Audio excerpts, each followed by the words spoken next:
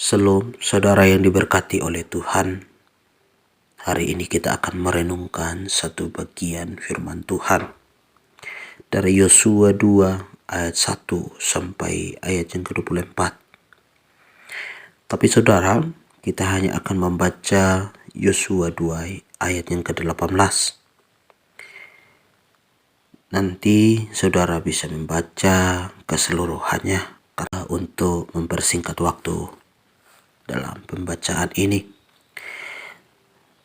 Yosua 2 ayat 18, demikian bunyi firman Tuhan. Haruslah tali dari benang kermisi ini kau ikatkan pada jendela tempat engkau menurunkan kami, dan ayahmu serta ibumu, saudara-saudaramu serta seluruh kaum keluargamu kau kumpulkan di rumahmu. Demikian pembacaan firman Tuhan. Saudara, sebenarnya di dalam ayat ini berbicara tentang pengintai-pengintai dari utusan Yosua yang ketika saat itu mengintai kota Yeriko, dan ada seorang perempuan sundal yaitu Rahab. Saudara yang diberkati oleh Tuhan, Rahab sekalipun memiliki latar belakang hidup yang kelam,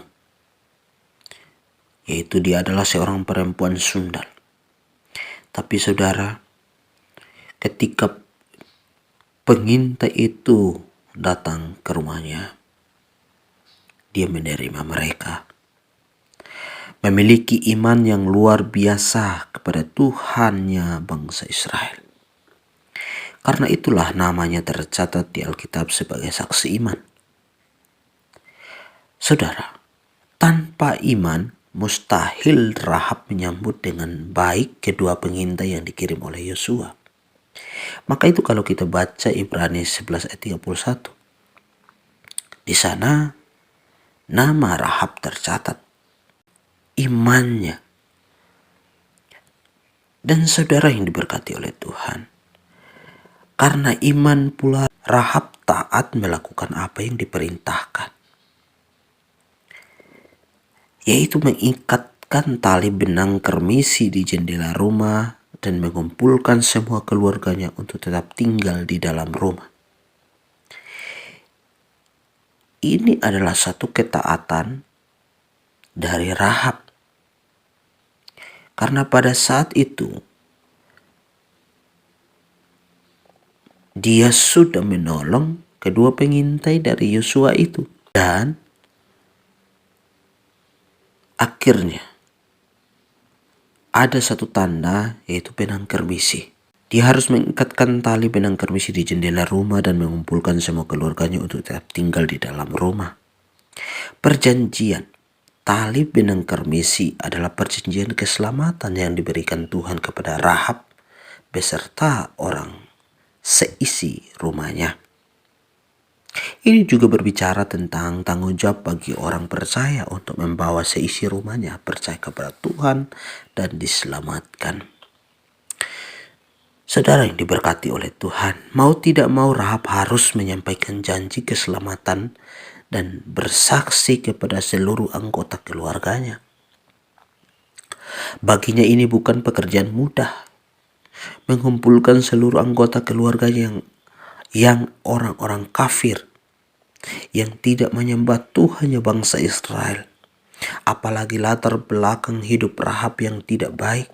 Dia adalah seorang perempuan sundal. Mungkin sangat sulit untuk meyakinkan berita ini kepada keluarga besarnya. Pastilah butuh kesabaran dan ketekunan ekstra dan keberanian untuk menyampaikan berita keselamatan itu kepada keluarganya. Disinilah iman Rahab benar-benar teruji, saudara. Terbukti Rahab memiliki iman yang hidup. Jadi iman yang hidup adalah iman seseorang yang memang taat melakukan dan taat mau menyebarkan berita keselamatan kepada orang-orang di sekitarnya. terutama memulai dari keluarga, bahwa hanyalah Tuhan satu-satunya juru selamat, maka itu saudara yang diberkati oleh Tuhan. Di sini juga iman Rahab teruji, saudara. Imannya hidup. Iman itu bukan soal hanya berbicara tentang kita berkata bahwa saya memiliki iman, tetapi iman itu berbicara tentang tindakan kita juga, sebagaimana Rahab. Ketika dia berbicara bahwa Tuhan Allah Israel adalah Allah yang berkuasa di langit, di bumi, di bawah. Dia sebenarnya tahu bahwa iman atau Allah yang disembah bangsa Israel adalah Allah yang kuat, Allah yang maha besar. Maka itu adalah iman dari Rahab. Iman yang disertai dengan tindakan, yaitu bersaksi kepada keluarga dan meyakinkan mereka tentang perjanjian tali benang karmisi itu. Karena kesaksian seluruh keluarganya selamat. Itu kita bisa lihat dalam Yosua 6 ayat 25. Demikianlah Rahab, perempuan sundal itu dan keluarganya, serta semua orang yang bersama-sama dengan dia dibiarkan hidup oleh Yosua. Di sini kita melihat ternyata betul bahwa akhirnya keluarga besar dan Rahab mengalami keselamatan. Begitu pula setiap orang percaya memiliki satu tanggung jawab besar, yaitu membawa seisi rumahnya kepada Tuhan. Sebagaimana Yosua, dia membawa seisi rumahnya untuk menyembah Tuhan. Demikian juga dengan Rahab, walaupun dia adalah orang berdosa, tapi dia tahu Allah yang disembah oleh bangsa Israel. Dia beriman kepadanya, dan akhirnya dia juga membawa seisi rumah atau keluarganya untuk menyembah Tuhannya bangsa Israel. Jadi saudara yang diberkati oleh Tuhan, kita pun memiliki tanggung jawab, yaitu membawa seisi rumah kita kepada Tuhan.